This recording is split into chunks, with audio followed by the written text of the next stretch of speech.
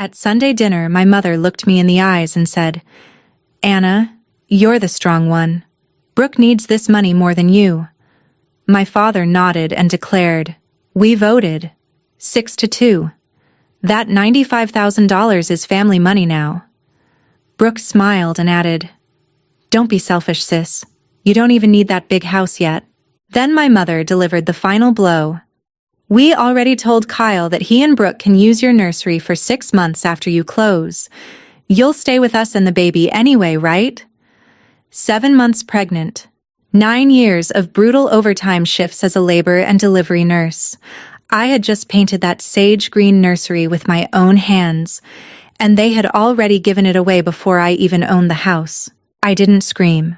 I didn't cry. I simply looked at all of them and said, "Fine, on one condition." The moment those words left my mouth, every single smile at that table vanished instantly. My name is Anna Palmer, 33 years old. Welcome back to Revenger Episodes. If you've ever been betrayed by the people who should protect you most, drop a comment and tell me. I know that pain. Don't forget to subscribe. This one gets very, very satisfying. Let me back up. Because the thing my mother didn't know, the thing none of them knew when they raised their hands and called it a vote, was that the house at 4218 Crittenden Avenue in Fort Mitchell, Kentucky, had already been mine for 6 weeks.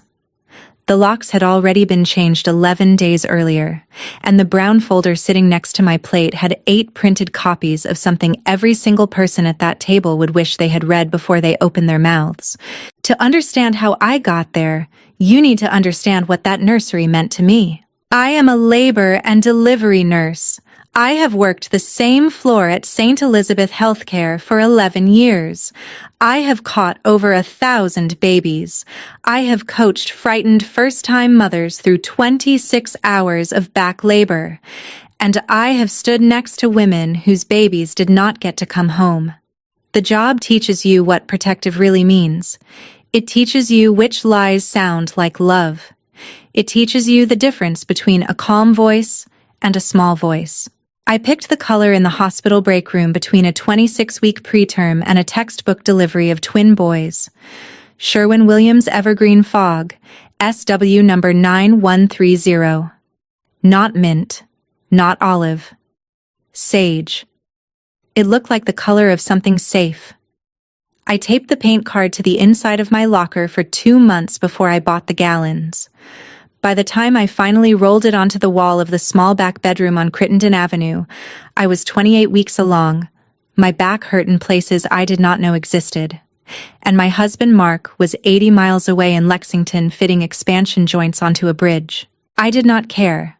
I painted that room one wall at a time over 2 evenings, and when the last coat dried, I sat on the floor in the middle of the empty space and put both hands on my belly and waited until she kicked. She kicked twice. I thought, you are going to grow up in this color. You are going to wake up in this color. You are going to learn what safe sounds like in this color. Her name is Wren. Wren Eleanor Palmer. Eleanor was Mark's grandmother. She died of pancreatic cancer in February of 2023, and Mark was the one who fed her ice chips for the last 6 days of her life. He whispered the name Eleanor to her 2 days before she went. She squeezed his hand. He told me the story once, in the parking lot of a Skyline Chili, and then he did not say her name again for almost a year. When I told him I was pregnant and it was a girl, he said one word, "Eleanor." I said, "Middle name." He nodded. He cried into a paper towel from the kitchen drawer. We agreed on Wren together, 3 weeks later, on a Tuesday. I built that nursery alone because I am used to building things alone. I am the steady one. That is what my mother has called me since I was 11 years old. The same year my sister Brooke fell off her bike and broke her wrist, and Mom held her in the emergency room for 6 hours and never noticed I had been the one to call the ambulance. I saved for that house one 12-hour shift at a time. I lived in a 2-bedroom share house in Florence with 2 other nurses for 7 straight years, even after they both bought their own places. even after my college friends were posting pictures of their first kitchens on Instagram. I drove the same 2014 Honda Civic I bought used the year I graduated nursing school. I did not take vacations. I did not buy clothes that were not scrubs.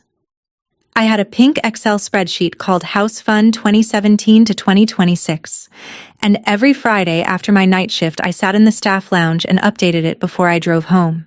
9 years, $95,412 in a Fifth Third high-yield savings account by the time Mark and I sat down with Teresa Cassidy, who has been my best friend since college and is also the best residential agent in Northern Kentucky. We closed on Crittenden on February 9th, 2026, $50,000 down. PMI for the first 18 months, which I planned to refinance out as soon as the appraisal supported it. The rest of the savings, $95,000 on the dot, stayed in Fifth Third as my reserve fund. 12 weeks of unpaid maternity leave, nursery furniture, a 6-month emergency cushion, the buffer that lets a working mother sleep at night. Mark and I stood on the porch of 4218 Crittenden the day we got the keys. He took a picture with his phone. I am wearing a maternity overall and a flannel shirt of his, and I look exhausted and so happy I almost do not recognize myself. That photo is the lock screen on my phone now. I look at it more often than I look at most people. The text from my mother came on a Monday afternoon in the 3rd week of March. I was sitting in my own kitchen drinking decaf because heartburn had become a personality trait. The message said, "Sunday dinner this week. 5 p.m. Bring Mark if he's home. Important family discussion. Wear something nice." I read it twice. Wear something nice was new. My mother had never asked me to wear something nice for pot roast in my life. That was 4 days before the dinner you heard at the start of this story. By then, I had already been quietly noticing things for almost a month. I just had not let myself name what I was noticing. Let me tell you about my sister. My sister Brooke is 30 years old, 3 years younger than me, and she has been getting rescued by my parents since the day she turned 16. The first speeding ticket, Dad paid. The second one, Dad paid and didn't tell Mom. She dropped out of community college 2 semesters in and lived in my parents' basement for 14 months while she figured things out. My father co-signed her first auto loan when she was 22. She defaulted at the end of year 1. The dealer came for the car. My father quietly drained $9,000 from his savings to pay the deficiency and protect his own credit, which had already taken the ding. He never told my mother. I learned about that one because Brooke told me herself at a family Christmas, laughing about it, like a story. There is a framed prom photograph of Brooke at 17 on the lighted shelf in my parents' china cabinet. She is in a strapless red dress. She looks happy and unburdened. There is no equivalent photograph of me anywhere in their house. My Bachelor of Science in nursing pinning ceremony, my white coat moment, my 11th year service plaque from St. Elizabeth, none of it sits next to her prom. Dad keeps a small metal cookie tin in his closet with every receipt Brooke ever forgot to pay him back for. I have only ever seen him open it once. He never throws anything in it away. At 23, I learned that being the steady one is a polite phrase for being the one who pays. By 25, I had stopped expecting that to change. Brooke has 2 children. Olivia is 9, from her first marriage. Cooper is 6, from a boyfriend named Trent, who never quite became a husband. In January of 2024, when Olivia was 7 and Cooper was 4, Brooke packed a duffel bag and left both children on my parents' couch and drove to Charlotte, North Carolina with Trent. She did not call for 6 weeks. When she finally did, she said she needed time to find herself. She said the kids would be better off with grandparents for a little while. She used the phrase, "just until I'm steady." That phrase had cost my family $42,000 by then. It would cost more. For 2 years, my mother told the women at our church that Brooke was finishing a master's program at UNC Chapel Hill. There was no master's program. There was a series of one-bedroom apartments in 3 different Charlotte suburbs, and a steadily decaying relationship with Trent, and a Facebook account Brooke posted to maybe twice a year. The lie about UNC was Linda's.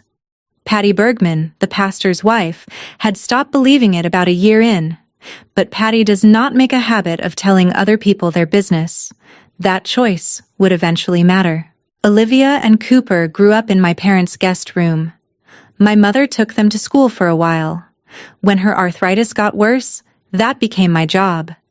I would drive across the river twice a week in the dark, eat 1 slice of toast in their kitchen, and shepherd 2 small humans into the back seat of a Honda Civic that already smelled like coffee and prenatal vitamins. Olivia is a serious child. She reads chapter books at night with a clip-on book light. One Saturday morning, eating cereal at my kitchen table in Fort Mitchell, she looked up at me and asked, "Aunt Anna, did Mama like me when I was little?" I told her yes. I told her that her mama was complicated and that her mama loved her, but did not know how to show it the right way. Olivia nodded. She went back to her cereal. She did not ask again. She knew the answer I had given her was the polite version. She was 8. If you have ever had to be the polite version of the truth for a child who already knew better, drop a comment and tell me you know that pain. Hit subscribe so you don't miss the rest of this story, because we have not gotten to the part where I found the doorbell footage yet, and that is where everything changes. I read every comment, even the short ones. Trent dumped Brooke in July of 2025. She moved back into my parents' house in September. The kids did not run to her when she walked through the door. Olivia called her Brooke for the first 3 days. My mother corrected Olivia gently. Olivia stopped saying her name at all. By Halloween, Brooke was on dating apps. By Thanksgiving, she had introduced my parents to a man named Kyle Ashford, who told them he was a real estate content creator and who had 11,000 followers on TikTok. By Christmas Eve, Kyle had moved into my parents' guest room with my sister. By New Year's, they were engaged. The ring was bigger than anything I had ever seen on her hand. I did not know yet that my father had quietly withdrawn $10,000 from his traditional IRA in early January to put a non-refundable deposit on a 1-bedroom condo at the Banks Towers in downtown Cincinnati for Kyle and Brooke. The condo was listed at $485,000. They had nothing else down. They had no job between them. Kyle's followers did not pay his rent. Brooke had not held a W-2 since the year Cooper was born. I would learn about that $10,000 only when I read the rest of my father's IRA statements after the dinner. But the $58,000 I already knew about. That one I had been sitting on since November. In early November of 2025, my father asked me to help him organize his tax documents for the upcoming season. He has a W-2 pension from 40 years at Wagner Hardware in Norwood, which closed in 2019, plus a small Social Security stream, plus several 1099-R forms from Vanguard for his traditional IRA distributions. He is 65. He is past the age penalty window, so the withdrawals don't trigger the 10% hit, but they do show up as ordinary income, and he had no idea how to layer them onto a schedule. I am a nurse, not an accountant, but I am the kind of person who keeps a spreadsheet. He brought me a shoebox of papers and a cup of black coffee. I sat at my parents' kitchen table for 3 hours and sorted everything by year. The 1099-R forms told the story. 11,000, 12, 10, 10, 15, 5 years. $58,000 pulled out of his retirement account in chunks small enough not to raise flags on a joint statement, but consistent enough to be a pattern. I cross-checked against his bank statements. Every withdrawal was followed within 10 days by a transfer to Brooke W. I sat back. My father had been standing at the sink. He turned around. He had a coffee cup in his hand. He set it down on the counter so hard the handle hit the tile. He looked at me and said, "Your mother's heart can't take that number, Annie. We'll get it back. Brooke's getting steady, just don't tell her. I did not tell her. I took photographs of every statement with my phone. I made a manila folder and labeled the tab in pencil, Dad, don't open unless. I put it in the bottom drawer of the desk in my home office. I thought I would never have to use it. 4 months later, I was printing 8 copies of something else, and I was reaching back into that drawer for everything in it. That was the architecture of my family before the Sunday dinner you heard at the start. A mother who controlled the story. A father who hid the cost. A sister who never paid it. And me, the steady one, who had finally bought a house and was about to have a daughter, who they all believed would still let them write checks against my life, because I always had. 4 weeks before the dinner, my mother started calling me more than usual. The calls were friendly. They were chatty. They were also threaded with a kind of question I had never heard from her before. She wanted to know how my savings buffer was holding up. She wanted to know what my maternity leave was going to look like financially. She asked twice whether Mark and I had closed with 20% down or 25%. I answered honestly because I had no reason not to. I told her about the reserve in Fifth Third. I told her the number out loud. 95,000. I said it the way you say a small accomplishment to your mother because some part of you is still 9 years old wanting her to say good job. She said, "Just curious, honey. A mother likes to know her daughter's okay." 3 days later, my sister Brooke texted me for the first time in almost 6 months. The text said, "Hey sis, we should hang out at your new place sometime. I'd love to see the nursery." I had not invited her. I had not given her the address. She had it because my mother had it. I did not answer the text. I told myself I was just tired. The next Saturday, my father drove 40 minutes across the river to bring me a gift for the baby. It was a heavy oak picture frame, the kind that does not belong in a sage green nursery, and it was clearly something he had grabbed off a shelf at Hobby Lobby on the way. He stood in the doorway of the nursery for a full 4 minutes with his hands in his pockets and his eyes moving across the walls and the crib and the window like he was measuring. He took 2 photographs with his phone. He said, "Your mom's gonna want to see this." He stayed 22 minutes total. He drank 1 glass of water. He left the frame on my kitchen counter. I never hung it.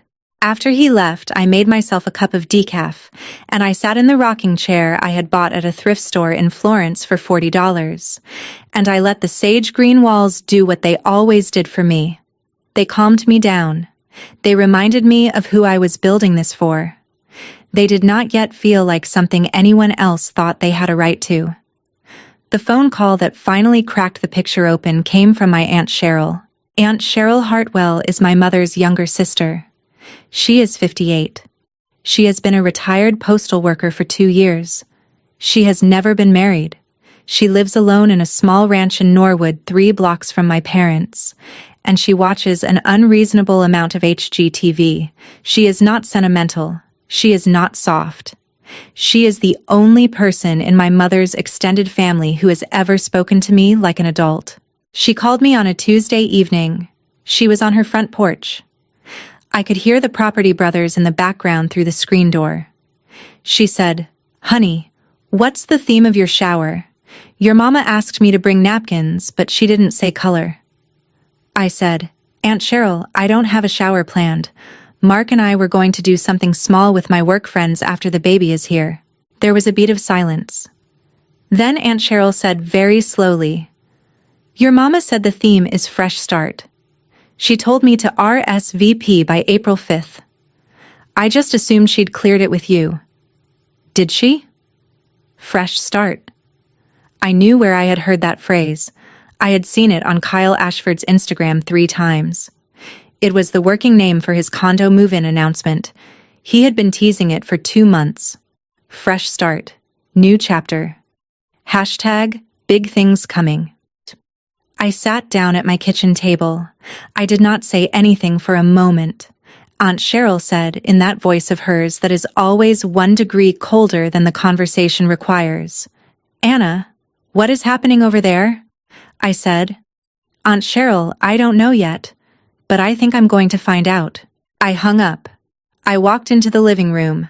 I opened the Ring app on my phone. There had been a notification from the day before that I had swiped away because I had assumed it was the FedEx guy. I tapped into the history, and I started scrolling back. I did not stop scrolling until I found the first visit. It was from 3 weeks earlier on a Wednesday afternoon at 2:18 p.m. The footage was 32 seconds long.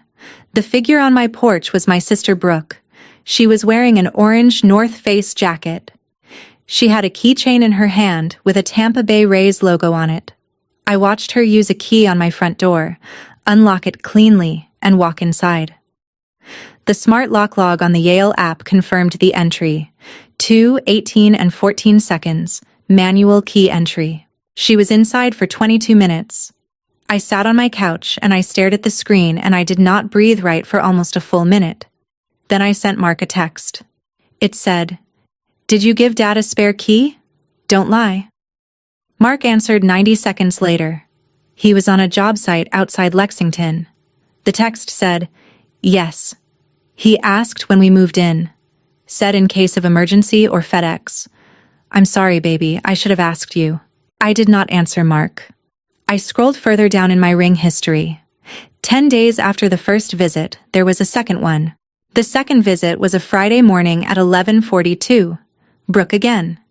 This time she was not alone. Kyle Ashford was with her.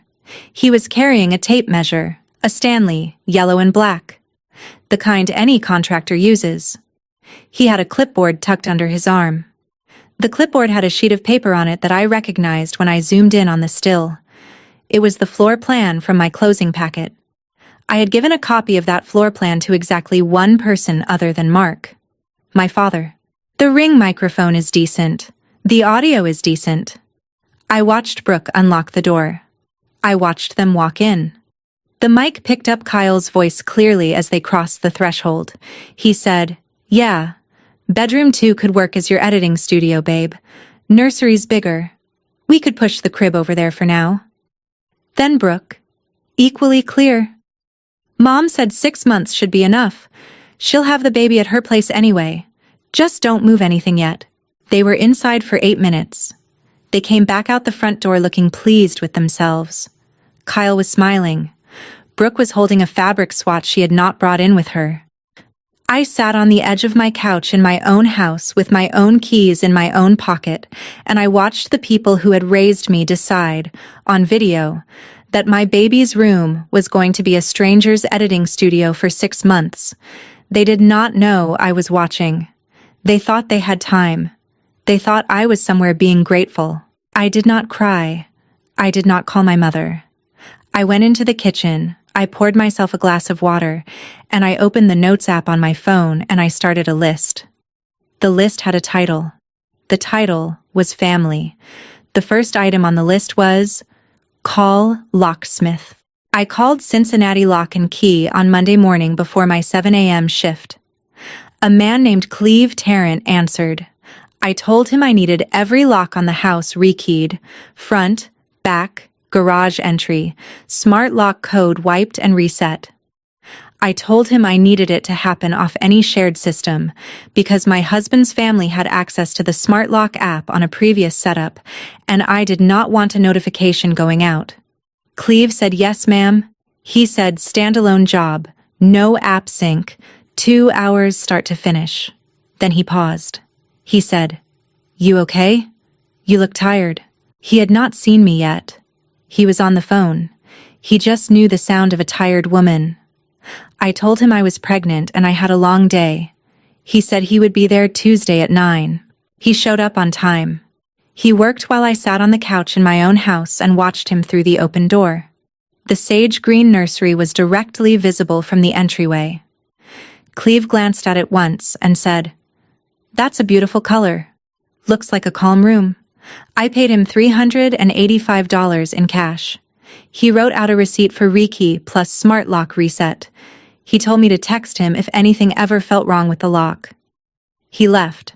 The smart lock chirped its confirmation tone behind him as the door closed. My father's spare key, the one Brooke had been carrying, was dead. He did not know it yet. The dinner was 11 days away. That was the first week. The second week started with Easter brunch.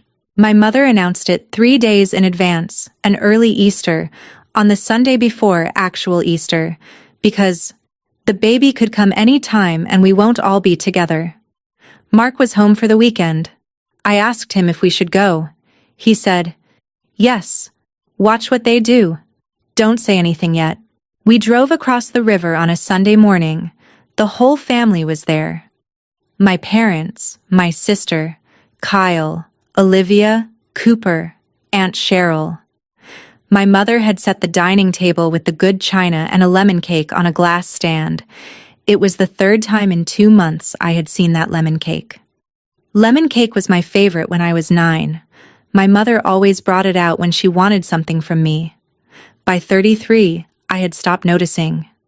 I noticed it that day. Brunch was performative.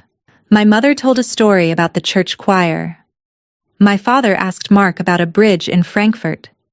Brooke sat across from me wearing the engagement ring and smiled with her teeth and asked me how the nursery was coming along. Kyle complimented my mother on her quiche. He used the phrase, "this beautiful family," twice. About 40 minutes in, Brooke stood up and said she needed the bathroom. She left her phone on the kitchen counter. Rose gold case, fake fur, screen face down. I was in the kitchen rinsing my own glass. Everyone else was still at the dining table. I heard the bathroom door close down the hallway. Her phone chirped. The screen lit up with a notification. Voicemail, Kyle, white heart emoji. I had 8 or 10 seconds to decide.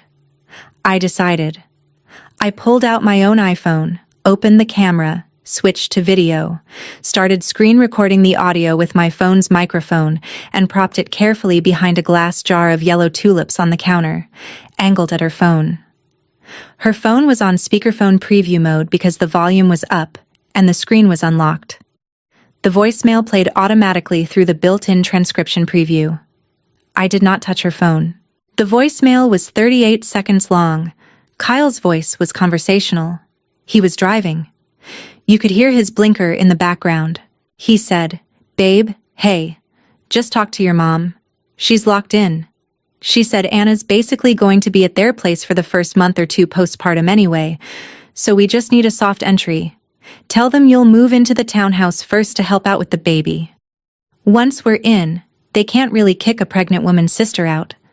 By the time the baby comes, we'll have squatters' rights, basically. Don't bring it up at brunch. Let your mom handle it Sunday. Love you.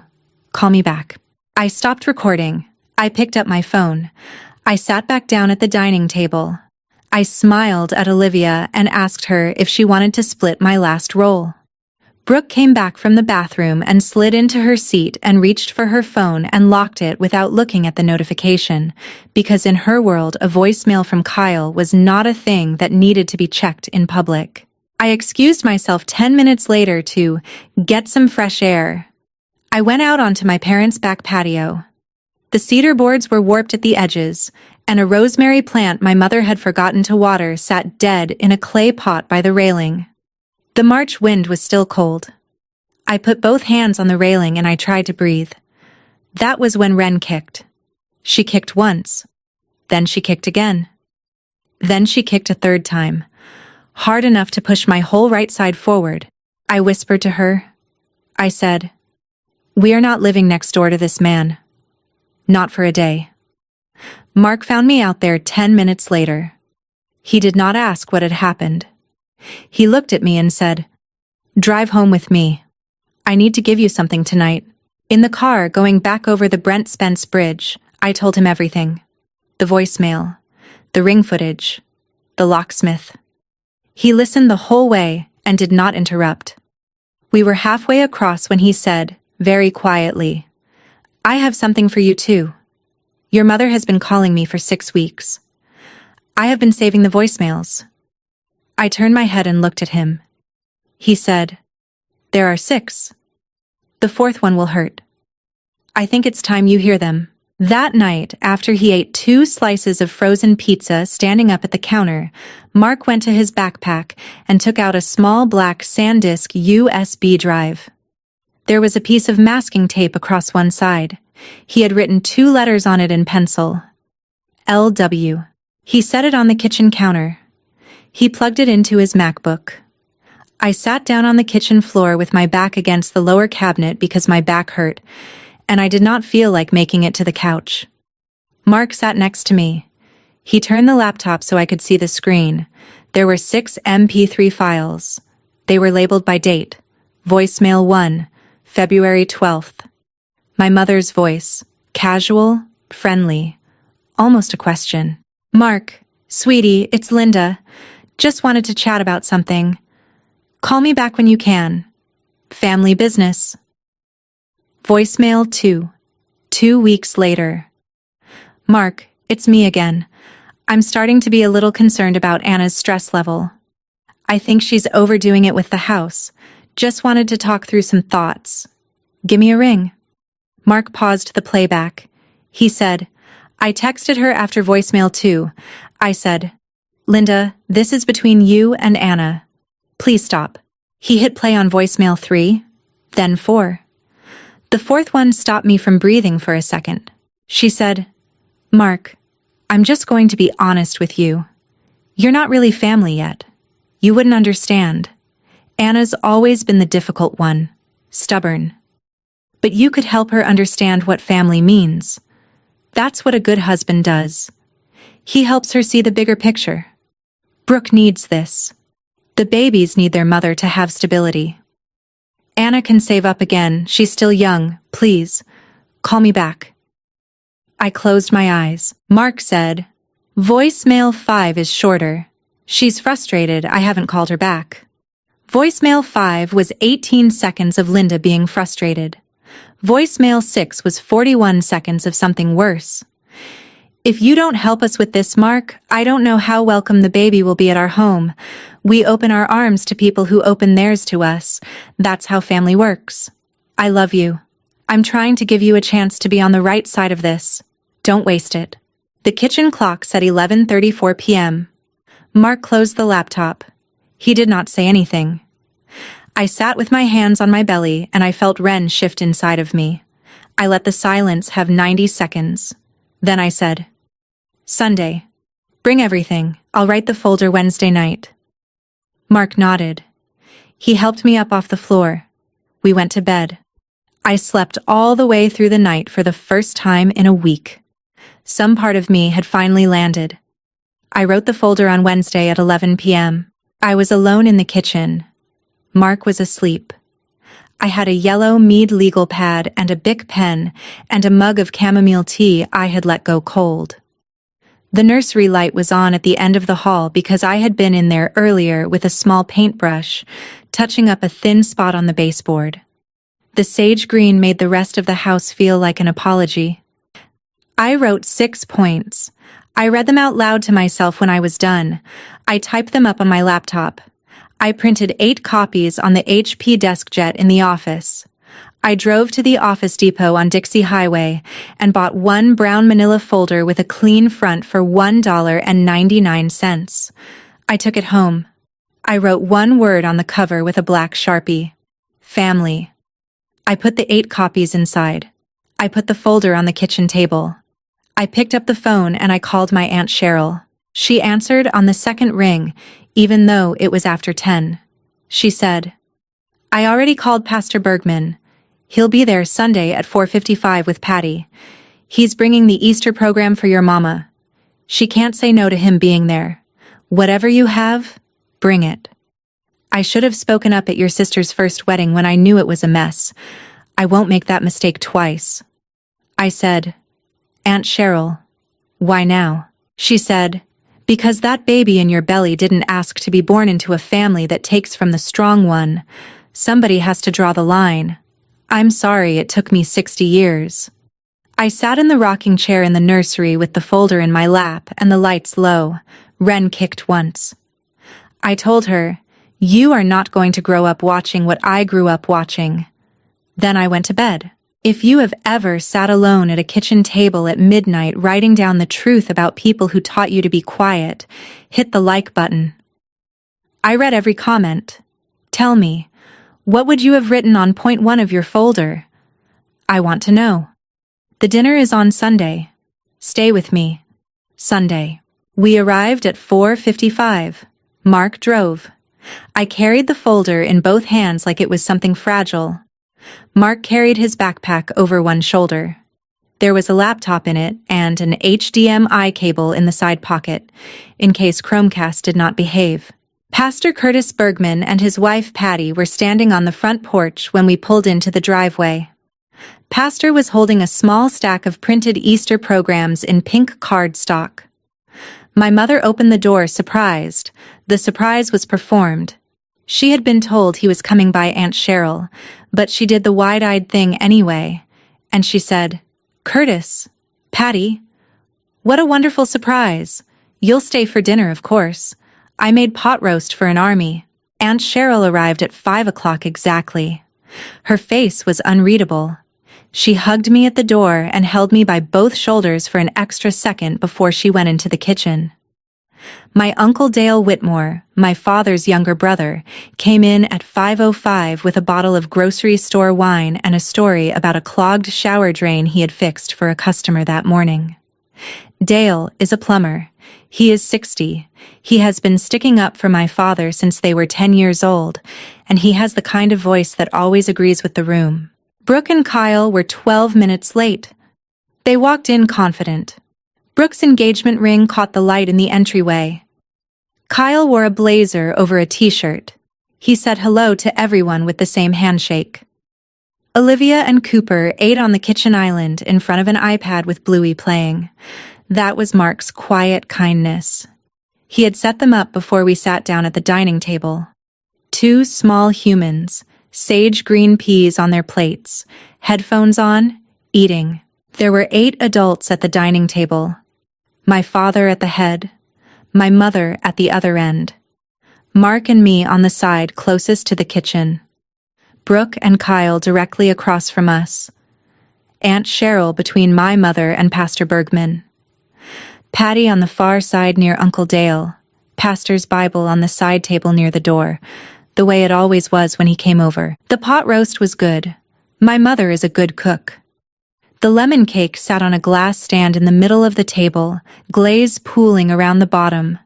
The 3rd lemon cake in 2 months. I had stopped pretending not to notice. We ate for 22 minutes of pleasantries. My mother talked about the church potluck calendar.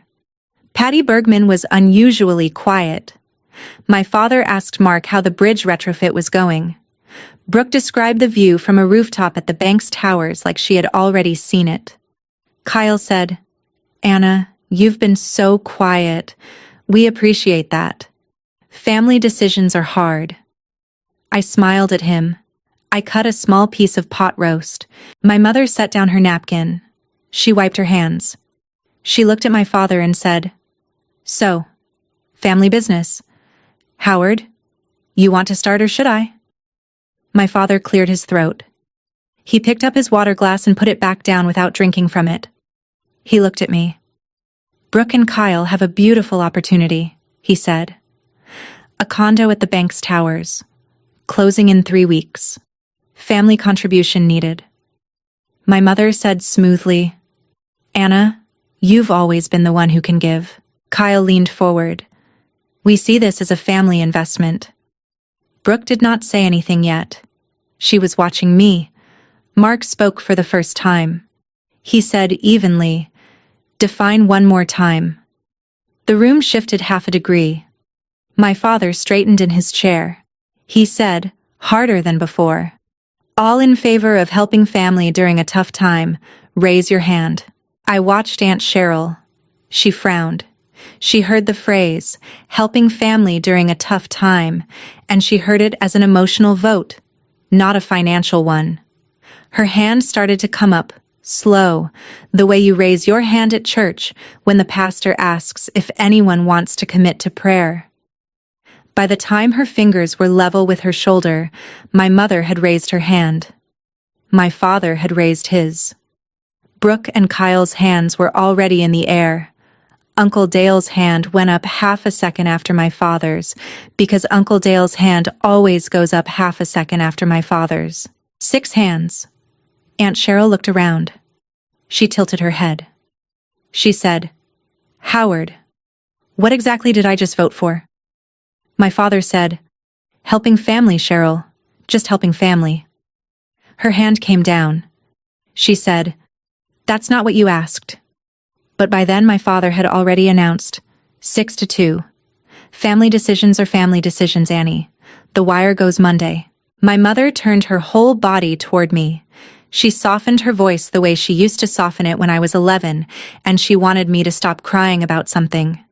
She said, "Anna, you're the strong one. Brooke needs this money more than you." My father added, almost gentle, "We voted.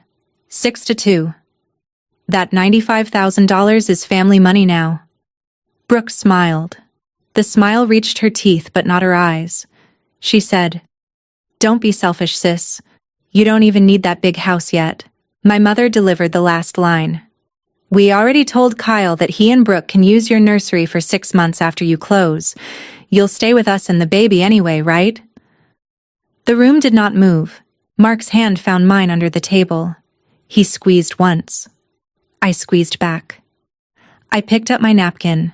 I folded it carefully along its existing crease. I placed it next to my plate. I let the silence sit for 3 seconds. I made eye contact with my mother first, then my father, then Brooke, then Kyle. I said, "Fine, on one condition." My mother smiled wider, victorious. She started to say, "Of course there are no conditions when it's family, sweetie. We'll set up the wire Monday." I did not respond to her. I turned to my father. I said, "Dad, can I borrow the Apple TV remote?" He blinked. Whatever he had been expecting, that was not it. He said, "Sure, Annie. It's on the buffet."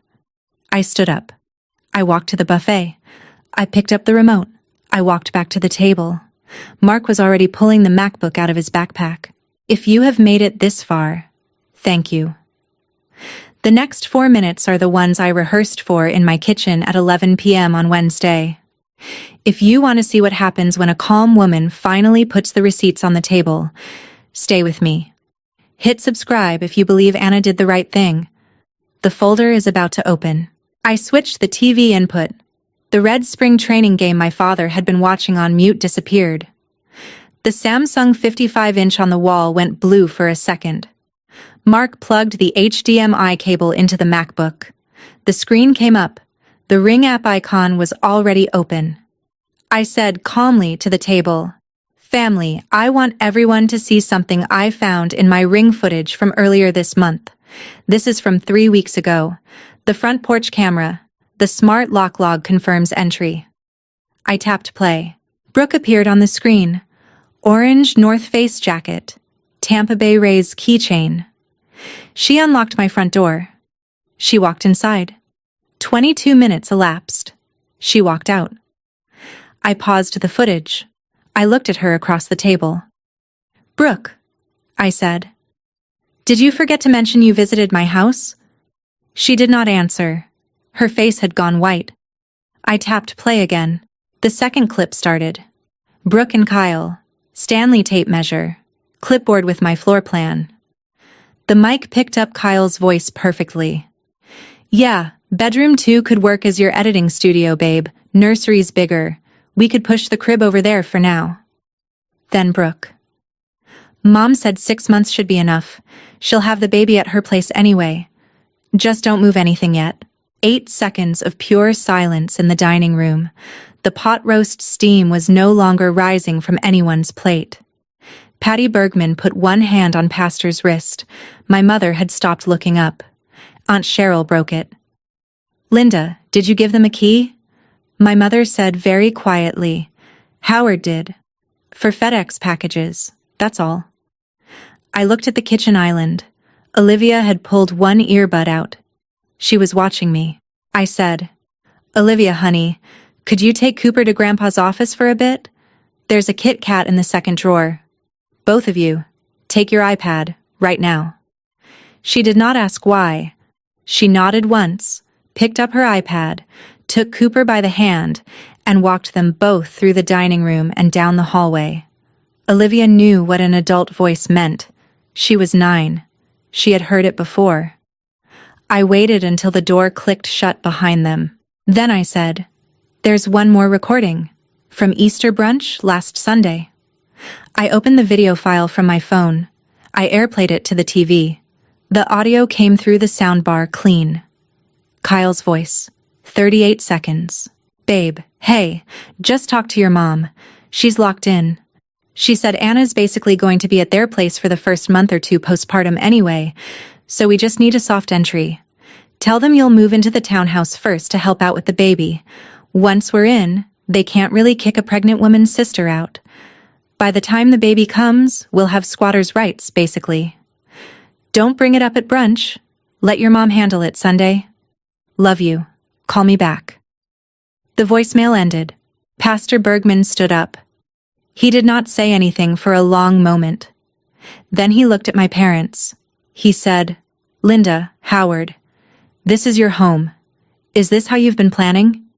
My father said, "Curtis, it's not what it sounds like."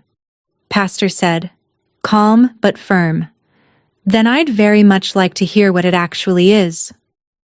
Kyle in the silence said, "That's out of context." Aunt Cheryl said, without looking at him, "What context could possibly make that better, son?" Brooke had started to cry. It was not the kind of crying that asks for forgiveness. It was the kind of crying that happens when you have just been seen. Mark stood up. He came around the table and he stood next to my chair. He did not put his hand on my shoulder. He just stood there. I opened the brown folder. I took out the 8 copies. I handed one to Aunt Cheryl first, then Pastor, then Patty, then Uncle Dale. Then I slid one to Brooke and one to Kyle and one to my father. I kept the last copy for myself. I said, "I wrote this on Wednesday night. I'd like to read it out loud, since we are all here together." I lifted the page. Point 1. Brooke Whitmore and Kyle Ashford are not permitted to enter the property at 4218 Crittenden Avenue, Fort Mitchell, Kentucky, under any circumstances, beginning today. Brooke dropped her fork. It clattered against the china and bounced onto the table runner. Point 2. Mom and Dad will return to me, on a payment plan they choose, the $58,000 Dad has quietly taken from his traditional IRA to bail Brooke out over the last 5 years. I have the 1099-R forms. I have the bank statements. Dad asked me last November not to tell Mom. Mom, now you know. And $10,000 more was withdrawn this past January for Kyle's condo deposit at the bank's towers. That makes $68,000. My mother put her hand on the china cabinet behind her chair. She did not fall. She just leaned. Her face went from pale to a kind of paper color I had only ever seen on a postpartum mother who was about to faint. My father did not look up. He put his head into both of his hands. Point 3. Brooke will acknowledge, here, in front of Pastor Bergman and Aunt Cheryl, that every dollar Mom and Dad have given her in the last 5 years will be treated as advance against her inheritance. She will not receive a cent of anything Mom and Dad leave behind until that $68,000 is repaid in full. Point 4. Mom and Dad will tell Pastor Bergman today the truth about where Brooke has actually been for the last 2 years. She was not at UNC. Patty already knows. The rest of the church will hear the truth from you, not from me. Patty Bergman closed her eyes. Pastor reached over and took her hand. Point 5. If Mark and I are ever in an accident, Olivia and Cooper are named as emergency beneficiaries on a small trust I set up last month. Mom and Dad are not named as guardians. Aunt Cheryl is. The paperwork is signed and notarized. Aunt Cheryl looked at me with a face I will remember until I die. She did not say anything. She just nodded once. I turned to the last page. Point 6. Mom said, and I quote, that Brooke and Kyle could use my nursery for 6 months after I close. I closed on the house at 4218 Crittenden on February 9th. That was 6 weeks ago. None of you were at the closing. None of you asked to be. The house has been mine for 43 days. Every footstep Brooke took inside my home, every measurement Kyle took of my daughter's nursery, every conversation the two of them had in my hallway was trespass on a house I have already owned for a month and a half. You did not even know my closing had happened. I set the folder down on the table. Pastor Bergman said, almost a whisper, Linda, Howard, is all of this true? My father nodded, slowly, once. My mother did not deny it. I stood up. Mark stayed next to me. I looked around the table. I made eye contact with each of them, in order, the way I had at the start.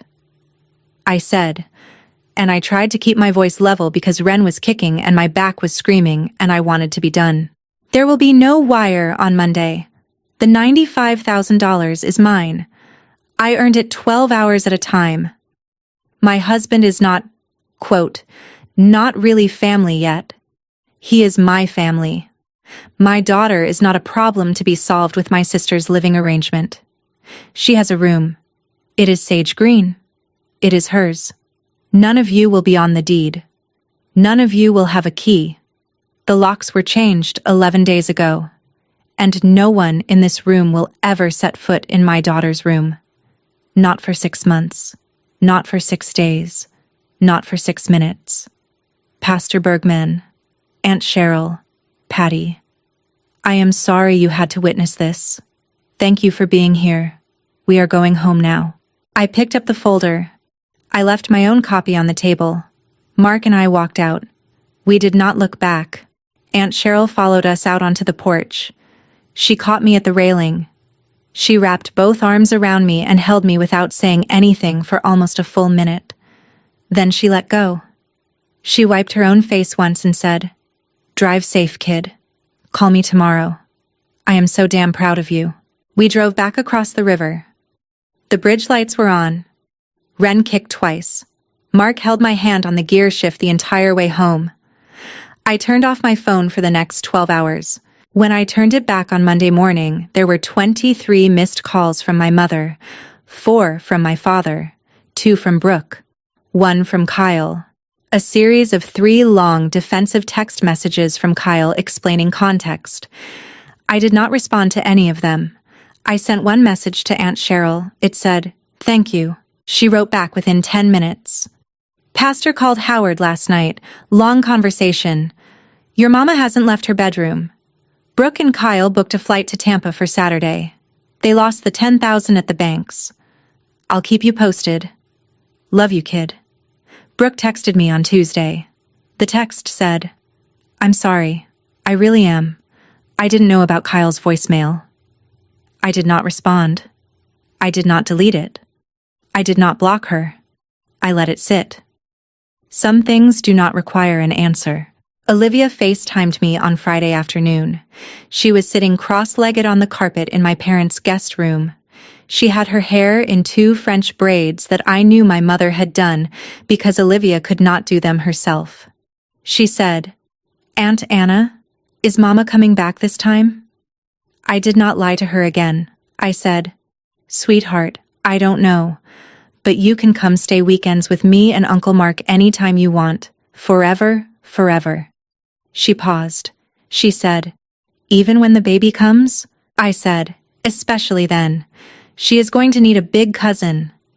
She smiled. It was the first time I had seen her smile in 8 months. My father texted me on Saturday morning. The text said, "Just me. No mom. No pressure. I'd like to talk if you're up for it." I drove across the river. He was waiting in his garage. He had the door rolled up. The workbench light was on. He had a small metal bank box from when his own father had died sitting open on the bench, full of bank statements and credit card receipts, and the kind of crumpled gas station fuel receipts that only my father saves. He had a brown paper envelope on top. He did not hug me. He had not earned a hug. He knew it. He picked up the envelope. He handed it to me. It had $4,000 in cash inside. He said, "First installment, I'll keep going. You can decide when it's enough." I did not open it. I held it. He said, "Annie, I should have stopped your mother. I should have said no 20 years ago. I'm trying to start now. I don't expect you to forgive me. I'm just telling you, I'm done lying to myself." I said, "Dad, did you really not know about Kyle's voicemail?" He looked me straight in the eye. He said, "No, I swear. I didn't know about the key being used twice either. Your mother did some things, but I let her. That's the same as doing them." I nodded. I put the envelope in my purse. I said, "Tell Mom I'm not ready. Maybe in a year. Maybe after Ren can hold her own head up. I don't know yet." He said, "That's fair, Annie, that's fair." I drove home with the envelope on the passenger seat. I parked in front of Crittenden Avenue. I sat in the car for a moment and just looked at the house. The sage green of the nursery did not show from the street, but I knew where the window was. I could see it in my head. I went inside. Mark had ordered a Donato's pizza. We ate it on the floor of the nursery, leaning against the wall I had painted alone 2 weeks before. I opened the brown folder one last time. I took out the spare copies of the agreement and stacked them on top of the manila folder labeled, "Dad, don't open unless." I put both folders into the bottom drawer of Ren's dresser underneath the receiving blankets, where she would never accidentally find them. I did not throw them away. I did not burn them. They were not for her to know. They were for me to remember. Mark said, "What if your mom ever apologizes? A real apology?" I said, "Then I'll listen. Once. After Ren is born. Not before. I will not let this baby's first weeks be a courtroom for what they did." He nodded. He kissed the top of my head. Ren kicked 3 small kicks against my hand. The closing of this story is not the dinner. The closing is what came after it. Ren Eleanor Palmer was born at 4:18 in the morning on a Friday in the middle of May, 2026, 6 pounds, 11 ounces, 20 inches long, 8 days before her due date, which is well within the boundaries of normal for a first labor and delivery. I was 38 weeks and 1 day along. My water broke at 1:12 in the morning while I was making peanut butter toast at the kitchen counter and asking myself a third time why I was eating peanut butter toast at 1 in the morning. Mark drove me to St. Elizabeth, the same hospital where I had worked for 11 years. I walked into labor and delivery as a patient for the first time. The charge nurse on shift was Bridget Halloran, who has been my friend since the year I finished my BSN. She put both her hands on my shoulders in the triage hallway and said, "Anna, push when I tell you. You have coached 1,000 women through this. Now we coach you." I had a 4-hour labor. I did not need an epidural until the last hour. Mark stayed next to my head the entire time. When Ren came out, the first sound she made was a sharp, indignant little cry, the kind that makes labor nurses laugh because we know that one. The strong ones come out angry. Bridget caught her. Mark cut the cord. They put her on my chest. She was warm. She was so small. She had a full head of dark hair. She had a tiny chin that was already pointed forward. Mark looked at her. He said, "She has your eyes, and your jaw set. God help anyone who tries to take anything from her." I said, "She'll have you and me. She won't need to fight like I did." At 9:14 that morning, my father came to the hospital. He came alone. He brought a small gift bag with a soft white onesie inside and a folded card. The card had a handwritten note. It said, "Down payment on being a better grandfather. Welcome, Ren. Dad." There was another $4,000 in cash tucked under the onesie. I let him hold her for 10 minutes. He cried the whole time. He did not say anything stupid. He gave her back when I asked for her back. He left. My mother sent a text that afternoon through the haze of the postpartum unit. It said, "I heard. I'm so happy for you, Anna. I won't come unless you tell me to. I love you. Mom. I did not respond for 6 days. On the 6th day, I sat up in my own bed in our own house, with Ren asleep on my chest in a cotton onesie with a little embroidered W on the front, and I typed out a message. It said, Mom, Ren is here. She's healthy. I'm healthy. Mark is healthy. When you're ready to apologize without conditions, without the word but, without bringing up Brooke, I'll consider a visit. Until then, please respect the silence. I love you. I'm not punishing you. I'm protecting her. She wrote back 20 minutes later. The message said, Anna, I'm sorry. No buts. I was wrong. I would like to meet my granddaughter when you're ready. I'll wait.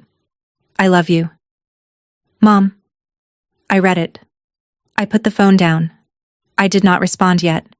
Maybe next week. Maybe next month. I would know when. At the end of May, on a Sunday evening, Aunt Cheryl drove Olivia and Cooper across the river for the weekend. They slept in the guest room. Olivia took a small navy backpack out of the car. I had asked her if she wanted to come for a sleepover, and the backpack was her answer. That evening, after the kids were asleep, I sat in the rocking chair in the nursery with Ren on my chest. The sage-green walls held the lamplight gently. The deer-shaped nightlight glowed on the dresser. The baby monitor blinked its small green eye. I could hear Mark down the hall, doing dishes quietly, the way he always did when I was nursing. He came to the doorway with 2 mugs of chamomile tea. He set mine on the side table near my elbow. He did not come in.